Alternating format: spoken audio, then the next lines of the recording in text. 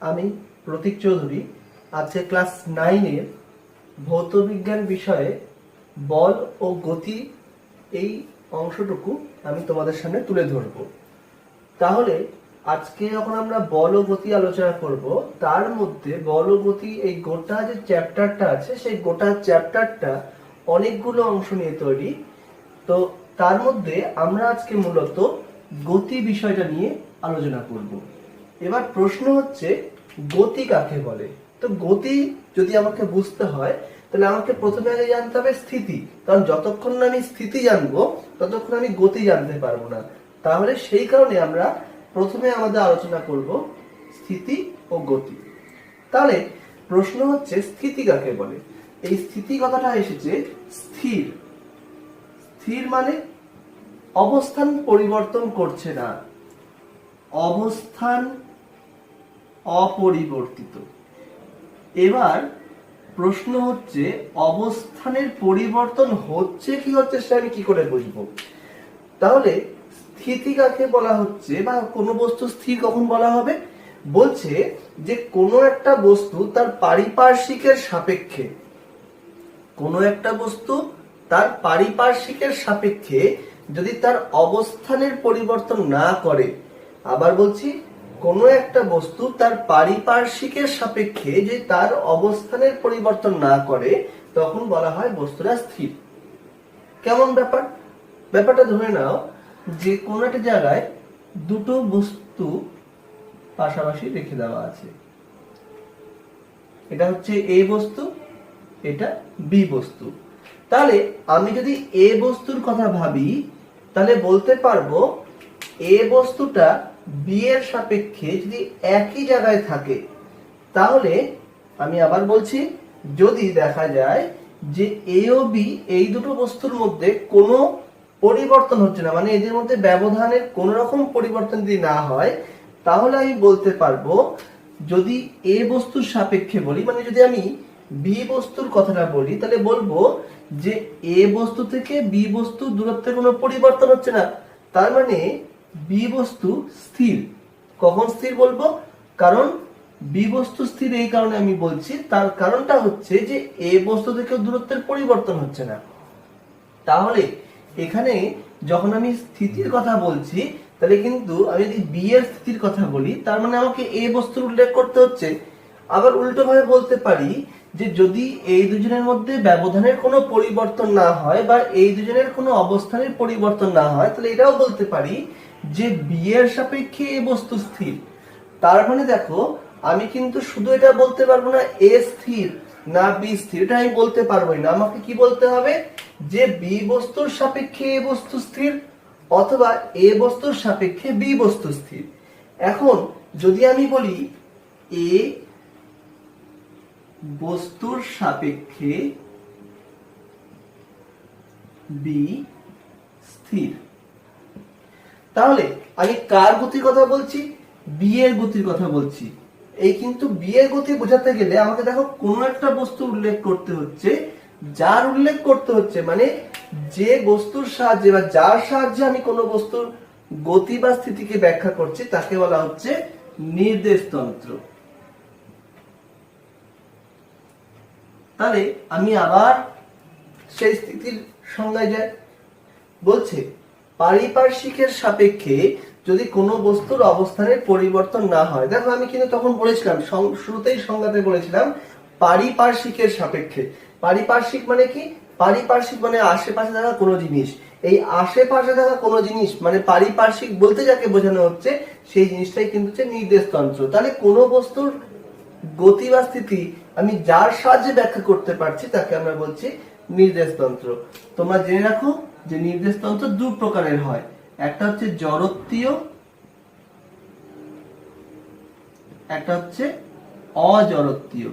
এবার জড়ত্বীয় এবং অজড়ত্বীয় নির্দেশতন্ত্র কাকে বলে সেটা আমি এখন বলছি না, আমি একটু পরে সেটা নিয়ে আবার আলোচনায় আসব। তাহলে এখন প্রশ্ন হচ্ছে যে আমি বললাম এ বস্তুর সাপেক্ষে বি স্থির, তাহলে আমি শুধু বি স্থির বলতে পারতাম। তাহলে কেন আমি বলছি এ বস্তুর সাপেক্ষে বি বস্তু স্থির? তাহলে আমি একটা উদাহরণ দিচ্ছি, যে ধরে নাও একটা রিক্সা একটা রিক্সায় একজন রিক্সা চালক আছে এবং তার সাথে দুজন ব্যক্তি বসে আছে। তার রিক্সা চালক যখন পেছনে ফিরে তাকাচ্ছে তখন দেখতে পাচ্ছে তার রিক্সায় দুজন আছে। এবার কি হচ্ছে, রিক্সা ধীরে ধীরে এগিয়ে যাচ্ছে। রিক্সা নিজের জায়গায় কিন্তু স্থির নেই, রিক্সা কিন্তু এগিয়ে যাচ্ছে। কিন্তু রিক্সা চালক কি দেখছে? রিক্সা চালক দেখছে যে তার থেকে তার পেছনে দুজন যে ব্যক্তি বসে আছে, মানে যে যাত্রীরা বসে আছে, তাদের দূরত্বের কোনো পরিবর্তন হচ্ছে, তারা একইভাবে বসে আছে। তাহলে আমি কি বলতে পারবো? রিক্সা চালকের সাপেক্ষে ওই দুই ব্যক্তি স্থির, বা ওই দুই ব্যক্তির সাপেক্ষে রিক্সা চালক স্থির। কিন্তু ভেবে দেখো, রিক্সা থেকে যারা দূরে আছে, যারা রাস্তার ধারে আছে, যে রাস্তা দিয়ে রিক্সা যাচ্ছে, তারা কি দেখছে? ধীরে ধীরে রিক্সাটা এগিয়ে যাচ্ছে। তার মানে রিক্সার সাথে যে দর্শক বাইরে আছে, রিক্সার বাইরে যে আছে, তাদের অবস্থান বা তাদের ব্যবধানের পরিবর্তন হচ্ছে। তার মানে সে রিক্সার মধ্যে থাকা রিক্সা চালক এবং দুই অভিযাত্রী, তাদের প্রত্যেকেরই অবস্থানের পরিবর্তন হচ্ছে। তার মানে তারা প্রত্যেকেরই এক স্থান থেকে অন্য স্থানে যাচ্ছে, অর্থাৎ তারা প্রত্যেকেই গতিশীল। কার সাপেক্ষে?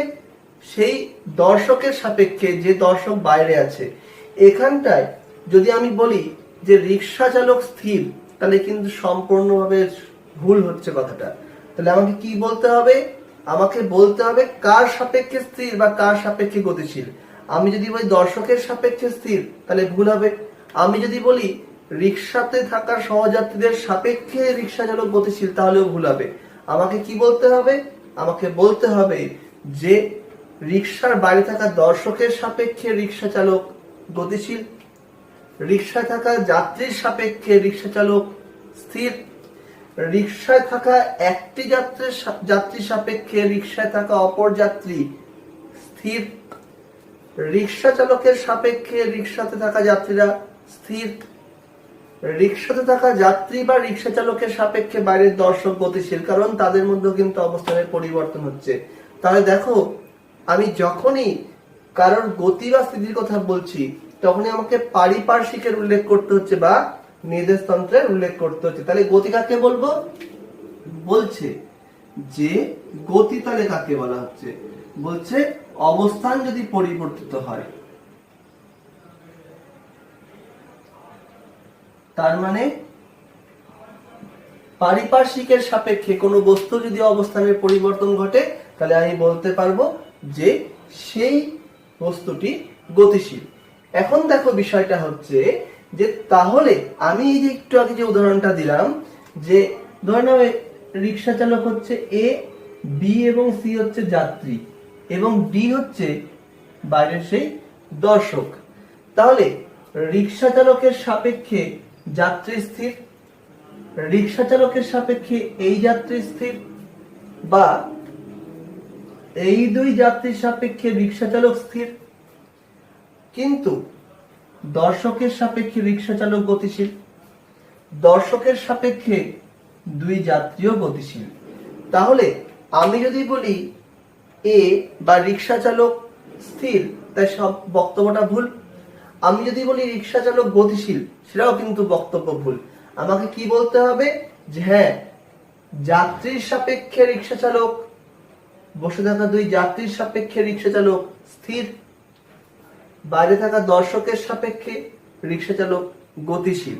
তাই দেখো, আমরা কিন্তু কোনো বস্তুর গতিটা ডাইরেক্ট বলতে পারছি না, আমাকে কি করতে হচ্ছে? কারোর সাপেক্ষে, মানে নির্দেশতন্ত্রের সাপেক্ষে বলতে বলা হচ্ছে। তাহলে কোনো বস্তুই কিন্তু শুধু গতিশীল বা শুধু স্থিতিশীল বলা যাবে না। কারোর সাপেক্ষে সে গতিশীল হতে পারে, আবার কারোর সাপেক্ষে সে স্থিরও হতে পারে। এই কারণেই বলা হয় গতি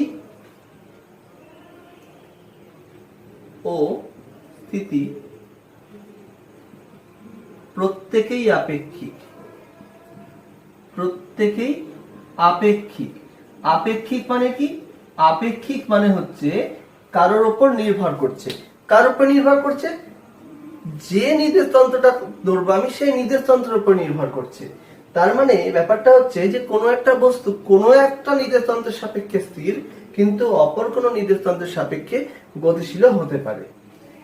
এবার আমরা এখন আলোচনা করব যে এই স্থিতি বা গতির ক্ষেত্রে দুটো স্পেশাল টার্ম আসে, যে দুটো স্পেশাল টার্ম খুব গুরুত্বপূর্ণ, একটা হচ্ছে পরম গতি, এটা হচ্ছে পরম স্থিতি।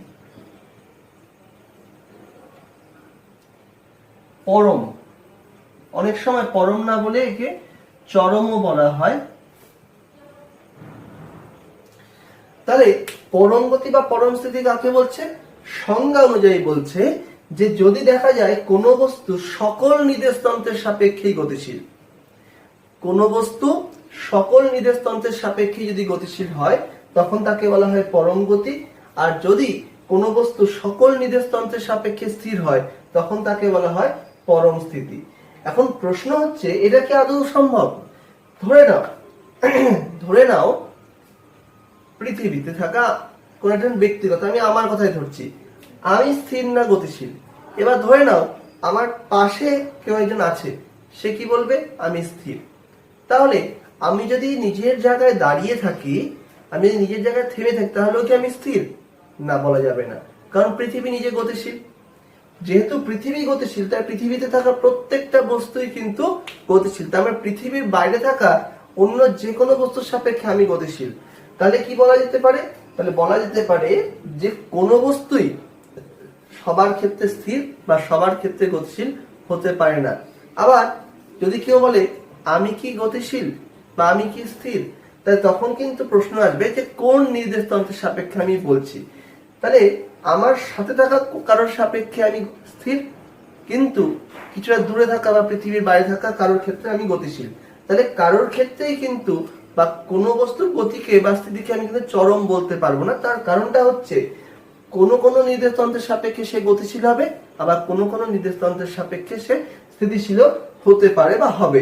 তাহলে এই কারণে বলা হচ্ছে যে পরম গতি ও পরম স্থিতি সম্ভব না। মানে যদি কোনো বস্তুর গতি দেখা যায় সকল নির্দেশতন্ত্রের সাপেক্ষে সে গতিশীল, তখন তাকে বলা হয় পরম গতি। আর যদি দেখা যায় যে সকল নির্দেশতন্ত্রের সাপেক্ষে সে স্থির, তখন তাকে হচ্ছে পরম স্থিতি। মাথায় রাখতে হবে পরম গতি ও পরম স্থিতি শুধুমাত্র কল্পনা মাত্র, বাস্তবে সম্ভব নেই। তাহলে আমরা তাহলে এখন জানতে পারলাম কি?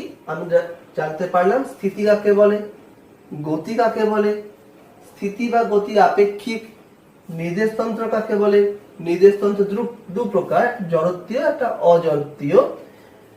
এই গতির ক্ষেত্রে আমরা আবার দেখতে পেলাম যে গতি বা স্থিতির ক্ষেত্রে দুটো টার্ম, চরম গতি ও চরম স্থিতি। এছাড়া আমরা যখন আলোচনা করলাম গতি বা স্থিতি আপেক্ষিক, সেটা খুব গুরুত্বপূর্ণ বিষয় স্পেশালি ক্লাস 9 এর জন্য, যে গতি বা স্থিতি যাই বলি না কেন সেটা কিন্তু নির্ভর করছে কোন নির্দেশতন্ত্রের সাপেক্ষে আমি বলছি, সেই নির্দেশতন্ত্রের উপরে নির্ভর করছে। কোন কোন বস্তুর গতি কোন নির্দেশতন্ত্রের সাপেক্ষে স্থির হতে পারে, আবার কোন কোন বস্তুর ক্ষেত্রে দেখা যেতে পারে কোন কোন নির্দেশতন্ত্রের সাপেক্ষে ওই একই বস্তু যে কোন নির্দেশতন্ত্রের সাপেক্ষে গতিশীল, অন্য কোন নির্দেশতন্ত্রের সাপেক্ষে সে কিন্তু স্থিরও হতে পারে। এখন এই যে বললাম গতি, তাহলে এই গতি কয় প্রকার?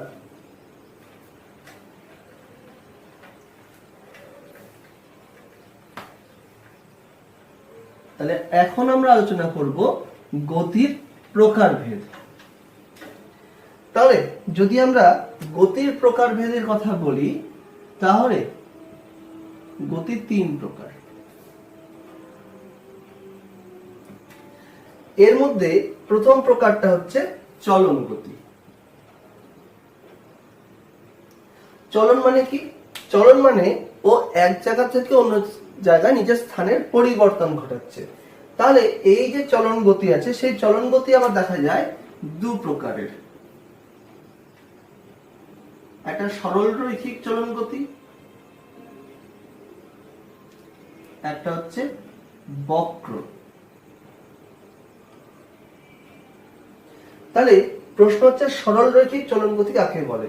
ধরুন কোনো একটা বস্তু আছে, এই বস্তুটা এ অবস্থানে আছে। এবার যদি দেখা যায় যে এই বস্তুটা এমন ভাবে গতিশীল হলো যাতে এর মধ্যে থাকা যে কোনো 3টে বিন্দু বা 2 এর অধিক বিন্দু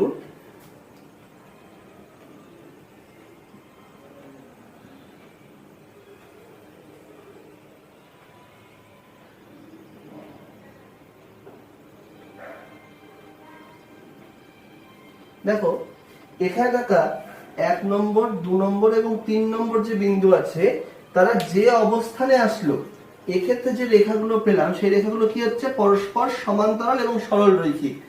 তখন একে বলা হচ্ছে যে সরল রৈখিক চলন গতি।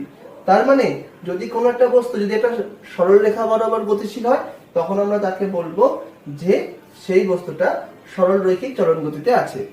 উদাহরণ কি বলতে পারি, এই যে পেনটা, পেনের উপরে ধরো আমি একটা পিঁপড়েকে ছেড়ে দিলাম, পিঁপড়েটা পেন বরাবর এগিয়ে গেল সোজাসুজি ভাবে, কোনো দিকে বেঁকলো না। তাহলে আমরা কি বলবো, তাহলে আমরা বলবো যে পিঁপড়েটা সরল রৈখিক গতিতে গেছে, কারণ ওর যে গতিপথটা সরল রেখা। এবার প্রশ্ন হচ্ছে বক্র চলন গতি কাকে বলে। বলছে সেই একই বস্তুর সেই একই 3টে কণা, সেই বস্তুটা তার এ অবস্থান থেকে বি অবস্থানে এখানে এসেছিল, এখানেও এ অবস্থান থেকে বি অবস্থানে আসলো, কিন্তু সে হয়তো এমন ভাবে আসলো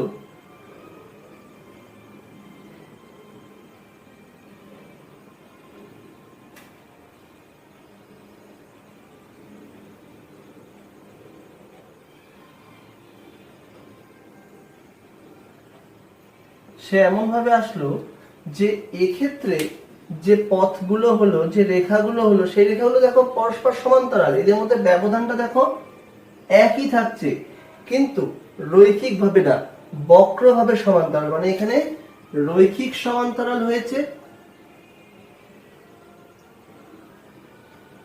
রৈখিক সমান্তরাল কেমন, এই দেখো সমান্তরাল রেখাগুলো পরস্পর সরল রেখা আছে, এখানে সমান্তরাল রেখাগুলো কি আছে পরস্পর বক্র আছে, তাহলে এখানে কি হচ্ছে বক্র সমান্তরাল।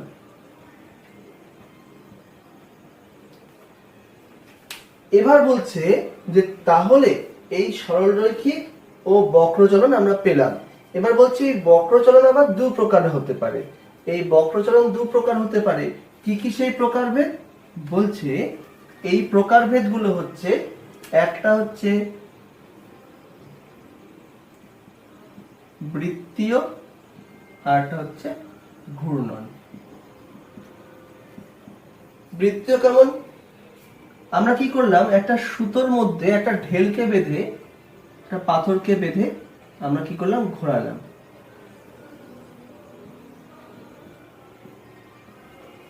এটাকে বলা হচ্ছে ঘূর্ণন গতি। এটাকে বলা হচ্ছে বৃত্তীয় গতি। এই গতিটাকে বলা হচ্ছে বৃত্তীয় গতি। এখানটায় কি হচ্ছে, বস্তুটার কিন্তু নিজের অবস্থানের পরিবর্তন হচ্ছে। দেখো প্রথমে বস্তুটা এখানটায় ছিল, কিছুক্ষণ পরে বস্তুটা এখানে আসলো, কিছুক্ষণ পরে বস্তুটা এখানে আসলো। এই যে পাথরটাকে আমরা এখানটায় বেঁধে ঘোরাচ্ছি, এক্ষেত্রে পাথরের কিন্তু অবস্থানটা পরিবর্তিত হলো এবং পরিবর্তনটা বৃত্তাকার পথে হলো, একে বলা হচ্ছে বৃত্তীয় গতি। এবার ঘূর্ণন গতি কোনটা? ধরে না তোমরা লাট্টু দেখেছো, লাট্টুকে যখন ঘোরানো হলো, যদি লাট্টু একটা নির্দিষ্ট জায়গায় থেকে যদি নিজের অক্ষের চারিদিকে ঘোরে, তখন আমরা কি বলবো? ঘূর্ণন গতি। এইবার দেখো এই ঘূর্ণন গতির আরেকটা উদাহরণ কি, যে ধরে নাও আমরা কি করলাম, একটা জায়গায় একটা বলকে নিলাম, বলকে নিয়ে ওই হাতে আমি ঘোরাতে থাকলাম, তাহলে এখানটা কি হচ্ছে, বলটা একটা নির্দিষ্ট জায়গায় থাকছে, তাহলে ওর অবস্থানের পরিবর্তন হচ্ছে না, কিন্তু কি হচ্ছে একটা বৃত্তীয় গতি ওর মধ্যে থাকা কণাগুলো লাভ করছে। তাহলে একে বলা হচ্ছে ঘূর্ণন গতি। মানে যদি কোনো একটা বস্তু নিজের অক্ষের সাপেক্ষে চারিদিকে আবর্তন করে, তখন তাকে আমরা বলছি ঘূর্ণন গতি। পৃথিবীতে দিন রাত্রি হচ্ছে, তার কারণটা কি? পৃথিবী নিজের অক্ষের চারিদিকে আবর্তন করছে, সেটার জন্য হচ্ছে দায়ী হচ্ছে ঘূর্ণন গতি। এবার কি হচ্ছে, পৃথিবী কি করছে, পৃথিবী কি করে, সূর্যের চারিদিকে ঘোরে। যদি ওর পথটা আমরা বৃত্তাকার ধরে নিই, তখন আমরা বলবো সেটা হচ্ছে একটা বৃত্তীয় গতি। তাহলে নিজের অক্ষের চারিদিকে, মানে নিজের যে অক্ষ, সেই অক্ষের চারিদিকে ঘোরাকে আমরা বলছি ঘূর্ণন গতি, এবং একটা বিন্দুকে কেন্দ্র করে যখন ঘুরছে তখন আমরা তাকে বলছি বৃত্তীয় গতি। এরপরে হচ্ছে মিশ্র গতি। তাহলে আমরা এক ধরনের গতি দেখেছিলাম চলন গতি, এবার আমরা আর ধরনের গতির কথা বলছি মিশ্র গতি। এই মিশ্র গতি কাকে বলছে? বলছে মিশ্র গতি হচ্ছে চলন প্লাস ঘূর্ণন। ওই যে বললাম যে ধরে নাও আমরা একটা লাট্টুকে ঘোরালাম, লাট্টু কি করবে, লাট্টু নিজের অক্ষের চারিদিকে ঘুরবে, কিন্তু ঘুরতে ঘুরতে এক জায়গা থেকে অন্য জায়গায় যাবে। তার মানে দেখো লাট্টু যখন নিজের অক্ষের চারিদিকে ঘুরছে তার মানে ঘূর্ণন গতি আছে, কিন্তু ওই লাট্টুটা যখন এক জায়গা থেকে অন্য জায়গায় চলে যাচ্ছে তখন তার মধ্যে আবার চলন গতিও আছে। এই চলন গতি সরলরৈখিক হতে পারে, বক্র হতে পারে, মানে লাট্টুটা কিন্তু এক রেখা বরাবর নাও যেতে পারে। তাহলে এই যে এক্ষেত্রে যে গতিটা আছে তাকে আমরা বলছি মিশ্র গতি। আরেকটা উদাহরণ হচ্ছে সাইকেল বা বাইক বা গাড়ির চাকা। খেয়াল করে দেখো, যখন সাইকেল এক জায়গা থেকে অন্য জায়গায় যায় তখন সাইকেলের চাকাগুলো কি করে, ঘোরে। তাহলে ও কি করছে, ঘূর্ণন গতি আছে, নিজের অক্ষের চারিদিকে ঘুরছে চাকাগুলো, কিন্তু সেই চাকাগুলো কিন্তু এক জায়গায় স্থির নেই। যখনই চাকাটা ঘুরছে সেই চাকাটা কি করছে, সাইকেলটা কি করছে, এক জায়গা থেকে অন্য জায়গায় যাচ্ছে। তাহলে ওর মধ্যে তখন চলন গতিও থাকছে, প্লাস থাকছে যে চাকাগুলোর ঘূর্ণন গতি, তাই কেবল হচ্ছে মিশ্র গতি। এছাড়াও এক ধরনের গতি আছে যাকে আমরা বলছি সরল দোলগতি। সরল দোলগতি বলতে কি বোঝায়? সরল দোলগতি বলতে বোঝায় যে যদি কোনো একটা বস্তু কোনো একটা অবস্থানকে কেন্দ্র করে তার গতির পুনরাবৃত্তি করে। আবার বলছি, যদি কোনো একটা বস্তু কোনো একটা বিন্দুকে, যাকে আমরা বলি সাম্য বিন্দু, সেই সাম্য বিন্দুকে কেন্দ্র করে যদি তার গতির পুনরাবৃত্তি ঘটায় তখন আমরা তাকে বলছি সরল দোলগতি। এই সরল দোলগতি অনেক প্রকারের আছে, তোমাদের শুধুমাত্র সরল দোলগতির টার্মটুকু আছে এবং সরল দোলগতির বৈশিষ্ট্য আছে। সরল দোলগতির বৈশিষ্ট্য কি হবে? সরল দোলগতির বৈশিষ্ট্য হচ্ছে সময়ের পুনরাবৃত্তি। সময়ের পুনরাবৃত্তি বলতে বোঝায় যে নির্দিষ্ট সময়ান্তরই ও নিজের গতিটার পুনরাবৃত্তি করে। তার সাথে হচ্ছে পথের পুনরাবৃত্তি,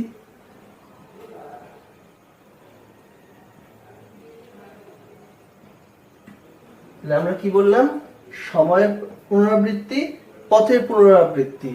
এর পরের বৈশিষ্ট্য কি হচ্ছে? এর পরের বৈশিষ্ট্য হচ্ছে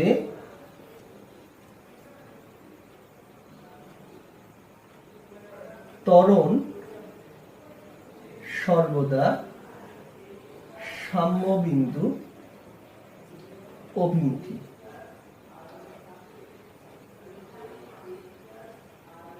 এই পয়েন্টের ক্ষেত্রে আমি তোমাদের শুধু বলবো যে ত্বরণ যেহেতু আমরা এখনো বুঝিনি, তাই আমি এইখানটায় ত্বরণের সাহায্যে এই ব্যাপারটা না বুঝিয়ে আমি বলতে যাচ্ছি গতি সর্বদা সাম্যবিন্দু অভিমুখী।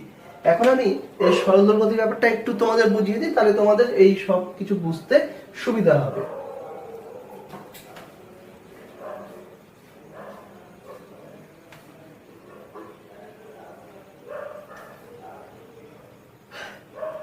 তোমরা প্রায় প্রত্যেকেই দেখেছো পেন্ডুলাম ঘড়ি।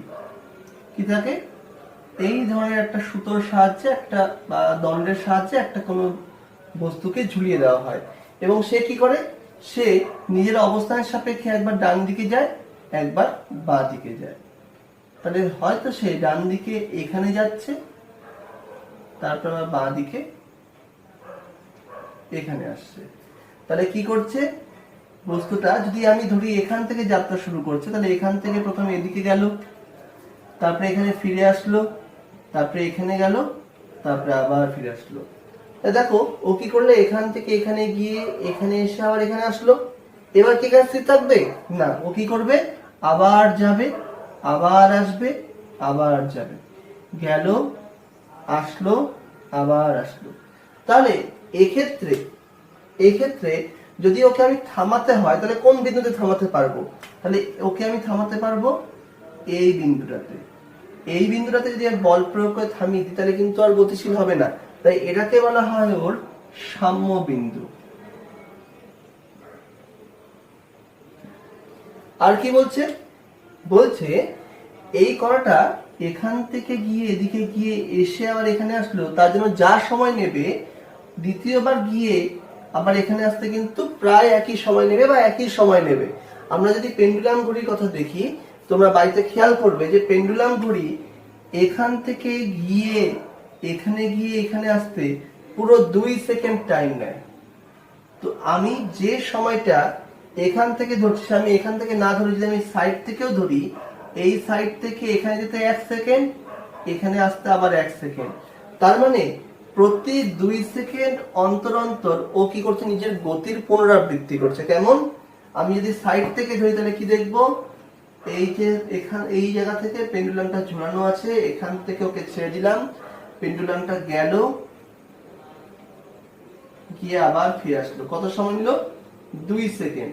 তারপরে আবার গেল, আবার ফিরে আসলো, 2 সেকেন্ড। আবার গেল, আবার ফিরে আসলো, 2 সেকেন্ড। তাহলে কি হচ্ছে দেখো, সময়ের পুনরাবৃত্তি। প্রতি 2 সেকেন্ড অন্তর অন্তর পেন্ডুলামটা নিজের গতির পুনরাবৃত্তি করছে। পথের পুনরাবৃত্তি, প্রথমবার যে পথে গেল ফিরে আসলো, পরের বারও তো একই পথে গেল ফিরে আসলো। দেখো বারবার পথের পুনরাবৃত্তি করছে, তাই সময়েরও পুনরাবৃত্তি হলো, পথেরও পুনরাবৃত্তি হলো। এবার আমি কি বলছিলাম, ত্বরণ না বলে বললাম গতি। গতি সর্বদা সাম্যবিন্দু অভিমুখী। কেন কথাটা বললাম? ধরে নাও একটা পেন্ডুলাম এখানটায় ছিল, পেন্ডুলামটাকে আমি একটু উপরের দিকে তুললাম, আমি ওকে একটু উপরের দিকে তুললাম, তাহলে এখন পেন্ডুলামটা এখানে গেল। তাহলে এই যে কণাটা গেল, কণাটার সাম্য অবস্থান কোনটা ছিল? এটা হচ্ছে সাম্য বিন্দু বা সাম্য অবস্থান। এবার ওকে কোন দিকে সরালাম? এদিকে সরালাম। এখান থেকে যদি ওকে আমি ছেড়ে দিই, ও কোন দিকে আসবে? ও আসবে হচ্ছে এই দিকটাতে, মানে সাম্য বিন্দুর দিকে আসবে। যদি উল্টো করতাম, আমি যদি এখানে তুলতাম, ওকে কোন দিকে সরিয়েছি? এইদিকে সরিয়েছি। ও কিন্তু এখন আর এই বরাবর আসছে না। একে যখন এদিকে তুলে ছেড়ে দেবো, তখন কোন দিকে আসবে? এই দিকে আসবে। কেন এইদিকে আসবে? কারণ সাম্য বিন্দু এখানটাতে। এবং যখনই এই বিন্দুটা ক্রস করে যদি কোনো কারণে আবার এদিকে চলে আসে, তখন কিন্তু আর ওইদিকে যেতে চাইবে না, কিছুক্ষণ পরেও আবার এদিকেই যেতে চাইবে। তার মানে কণাকে আমি যেখানে ছেড়ে দিই, ও কি করবে? ও সবসময় সাম্য বিন্দুতে আসার জন্য সচেষ্ট হবে। এক্ষেত্রে একটা কথা বলা হয় যে গতি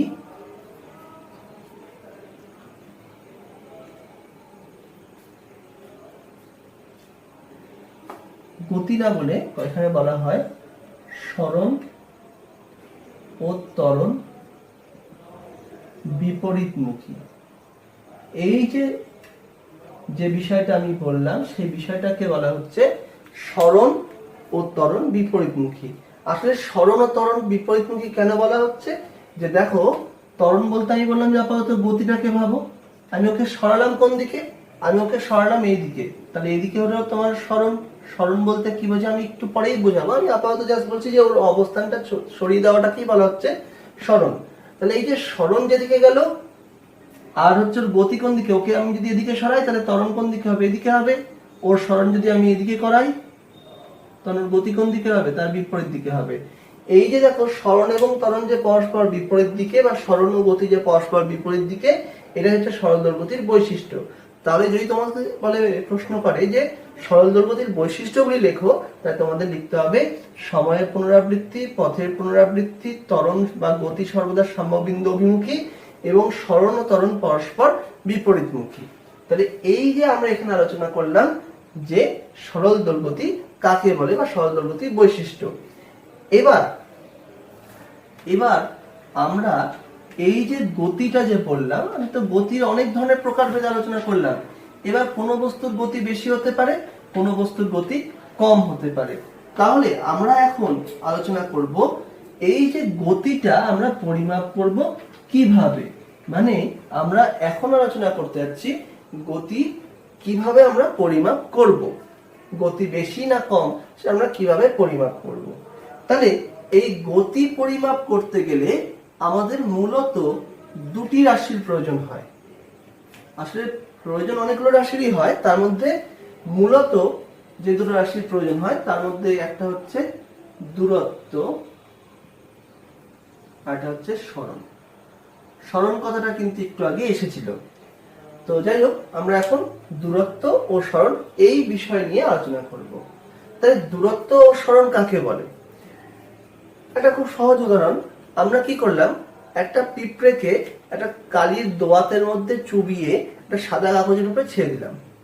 দেখা যাবে যে পিঁপড়েটাকে হয়তো আমি এই বিন্দুতে ছেড়েছি, সেই পিঁপড়েটা কি করলো, ধীরে ধীরে গুটি গুটি পায়ে হাঁটতে হাঁটতে ওর এই প্রথম অবস্থানটা যদি আমি এ বিন্দু বলি, এই এ বিন্দু থেকে হয়তো কোনো নির্দিষ্ট দিকে না গিয়ে যেমন খুশি করে গিয়ে অন্য একটা বিন্দু বিতে এসে পৌঁছালো। তাহলে ওই যে পিঁপড়েটা একটা বিন্দু থেকে অন্য একটা বিন্দুতে একটা পথ ধরে গেল। তাই দেখো ওই পিঁপড়েটা এই যে কিছুটা দূরত্ব কিন্তু মানে নিজের জায়গা থেকে কিছুটা দূরত্ব সরে গেছে বা কিছুটা অবস্থান সরে গেছে। আমি যদি এইটুকু যে পথটাকে যদি পরিমাপ করতে পারি, ও যে পথটা অতিক্রম করলো মানে কোনো বস্তু দ্বারা অতিক্রান্ত যে পথ, এই পথটাকে আমরা বলছি দূরত্ব। দূরত্বকে আমরা ডি দিয়ে প্রকাশ করি। এখন প্রশ্ন হচ্ছে দূরত্বটা আমি মাপবো কি করে? দূরত্ব মাপার জন্য সিজিএস পদ্ধতিতে একক হচ্ছে সেন্টিমিটার, এসআই পদ্ধতিতে একক হচ্ছে মিটার, এবং 1 মিটার মানে হচ্ছে 100 সেন্টিমিটার বা 10⁻² সেন্টিমিটার। এবার এই যে বলা হচ্ছে দূরত্ব, সেই দূরত্বের ক্ষেত্রে দেখো পিঁপড়েটা প্রথমে এই দিকে যেতে শুরু করলো, কিছুক্ষণ পরে এই দিকে আসলো, কিছুক্ষণ পরে এইভাবে আসলো, তারপরে এদিকে গেল। দেখো প্রতিনিয়ত কিন্তু ও নিজের দিকটার পরিবর্তন করছে। তার মানে এই যে এ থেকে পিঁপড়েটা যে বিতে গেল, ওর একটা মান আছে, এখানে একটা মান পাচ্ছি, তাহলে মান আছে কিন্তু নির্দিষ্ট অভিমুখ নেই। কেন বলা হচ্ছে নির্দিষ্ট অভিমুখ নেই? দেখো প্রথমে গেল কোথায়, এই থেকে এদিকে আসলো, তারপরে ঘুরে এদিকে গেল, তারপরে এদিকে গেল, বিভিন্ন দিকে যাচ্ছে। তা দেখো এই কারণে বলা হচ্ছে মান আছে কিন্তু নির্দিষ্ট অভিমুখ নেই। সেই কারণেই দূরত্বকে বলা হয় স্কেলার রাশি। কিন্তু যদি আমি বলি ওর প্রথমের অবস্থান এ ছিল আর শেষের অবস্থান বি ছিল, আমি যদি এই দুটো অবস্থানের মধ্যে একটা সরল রেখা আঁকি, তাহলে বোঝা যাচ্ছে এই সরলরেখাটাই বলে দিচ্ছে যে ও প্রথমে কোথায় ছিল এবং শেষে কোথায় ছিল। তাহলে বলছে কোন কণার প্রাথমিক ও অন্তিম অবস্থানে যে সরলরৈখিক দূরত্ব, সরল রেখা ধরে যে দূরত্বটা হচ্ছে, তাকে আমরা বলছি তার সরণ। সরণটাকে বলা হয় এস, মানে সরণটাকে আমরা এস দিয়ে প্রকাশ করি। তাহলে এক্ষেত্রে তাহলে আমি কি পেয়ে গেলাম? তাহলে আমি এক্ষেত্রে পেয়ে গেলাম যে কোনো একটা বস্তুর প্রাথমিক ও অন্তিম যে অবস্থান, সেই প্রাথমিক ও অন্তিম অবস্থানের মধ্যে সরলরৈখিক দূরত্ব বা সর্বনিম্ন, দেখো এই দূরত্বটা সর্বনিম্ন হবে, এর থেকে ছোট দূরত্ব সম্ভব না, কারণ সরলরৈখিক দূরত্বই ক্ষুদ্রতম দূরত্ব হয়। তাহলে কি বলছে, কোনো একটা বস্তুর প্রাথমিক ও অন্তিম অবস্থানের মধ্যে বা ক্ষুদ্রতম বা যে সরলরৈখিক দূরত্ব, তাকে আমরা বলি তার সরণ। এবার দেখো সরণের ক্ষেত্রে কি হলো, এ বিন্দু থেকে বি বিন্দুতে গেল, তাহলে দেখো এখান থেকে যদি দূরত্ব মাপি তাহলে ওটা মান পাবো। তার মানে সরণের ক্ষেত্রে তাহলে কি আছে, মান আছে।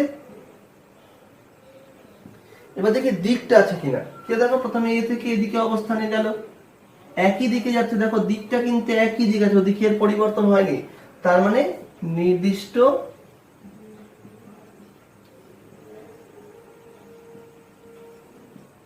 অভিমুখ আছে। এই ধরনের যে রাশিগুলো যাদের মান ও নির্দিষ্ট অভিমুখ আছে, তাকে আমরা বলি ভেক্টর রাশি। তাহলে আমরা কি বলতে পারলাম? তাহলে আমরা বলতে পারলাম দূরত্ব স্কেলার, সরণ ভেক্টর। এখন সরণের মাপবো কি করে? এটা এক ধরনের দূরত্ব, এটা তো দৈর্ঘ্য। তো দৈর্ঘ্য যদি হয় তাহলে সিজিএস এককটা হচ্ছে সেন্টিমিটার, এসআই এককটা হচ্ছে মিটার, এবং 1 মিটার মানে 10⁻² সেন্টিমিটার বা 100 সেন্টিমিটার। এবার যদি বলি মাত্রা, এই দুটো রাশির মাত্রা কি হবে? দেখো দুটোই তো দৈর্ঘ্য বোঝাচ্ছে, একটা পথ বোঝাচ্ছে, এ থেকে বি এর পথটা, এই পথটা তো আমি দৈর্ঘ্য দিয়ে মাপবো। তাই দৈর্ঘ্য মানেই হচ্ছে লেন্থ মানে এল, তাহলে এদের প্রত্যেকেরই মাত্রা হচ্ছে এল। এবার আমরা আরো দুটো রাশি সম্পর্কে জানবো। তার আগে আমি একটা কথা একটু বলে দিই। তার আগে আমি যেটা বলছি যে ধরে নাও পিঁপড়েটাকে আমি কোন একটা বিন্দুতে ছেড়ে দিয়েছি। ধরে নাও আমরা পিঁপড়েটাকে একটা বিন্দুতে ছাড়লাম, কি হলো, পিঁপড়েটা ঘুরে ঘুরে ঘুরে ঘুরে আবার অনেক জায়গায় ঘুরে আবার এখানেই আসলো। তাহলে এই যে পিঁপড়েটা একটা তো পথ অতিক্রম করলো, তারপর একটা পথ কিন্তু অতিক্রম করেছে, তার মানে এই ক্ষেত্রে ওর দূরত্ব আছে। এবার একটু ভেবে দেখো, ওর প্রাথমিক অবস্থান যা ছিল অন্তিম অবস্থানও সেটাই, তার মানে প্রাথমিক এবং অন্তিম অবস্থানের মধ্যে কোনো পার্থক্য বা প্রভেদ নেই। তার মানে কি হচ্ছে, ও প্রথমে যেখানে ছিল পরের ঠিক সেই বিন্দুতেই এসে উপস্থিত হয়েছে। তার মানে আমরা বলতে পারি যে সেই বস্তুর ক্ষেত্রে আমরা কোনো সরণ পাচ্ছি না, সরণটা শূন্য, সরণ শূন্য। এবার যদি এরকম হতো যে একটা বস্তু এ বিন্দুতে ছিল, সে বি বিন্দুতে গেল এবং সে সরলরৈখিক পথেই গেছে, তার মানে দেখো ওর যে ও পথটা অতিক্রম করছে, মানে ওর যা দূরত্ব হয়েছে এবং সরণ যা হয়েছে সেটা একই হচ্ছে। তাহলে এই ক্ষেত্রে কি হতে পারে, এই ক্ষেত্রে সরণ সমান সমান দূরত্ব হয়ে গেল। কিন্তু যদি এরকম হতো ও অন্য কোনো পথ দিয়ে যেত, তাই সেক্ষেত্রে কি হতো, সেক্ষেত্রে সরণের চাইতে দূরত্বটা বেশি হতো। তাহলে কি হতে পারে, সরণ এবং দূরত্বের মধ্যে সম্পর্ক হচ্ছে সরণ ও দূরত্ব সমান হতে পারে যদি সরলরৈখিক পথ হয়, কিন্তু যখনই বক্র পথ হবে তখনই কিন্তু সরণের থেকে দূরত্বটা বেশি হবে, কিন্তু কখনোই কিন্তু সরণের থেকে দূরত্ব ছোট হতে পারে না। আমরা আজকে এখানেই শেষ করছি। আমরা পরের দিন গতির আরো দুটো রাশি নিয়ে আলোচনা করব, যেখানটায় থাকবে হচ্ছে দ্রুতি, বেগ, এছাড়াও আমরা আলোচনা করব ত্বরণ নিয়ে। আজকে জন্য এইটুকু রাখলাম। আশা করি তোমরা সবাই ভালো থাকবে, সুস্থ থাকবে এবং বাড়িতে থাকবে।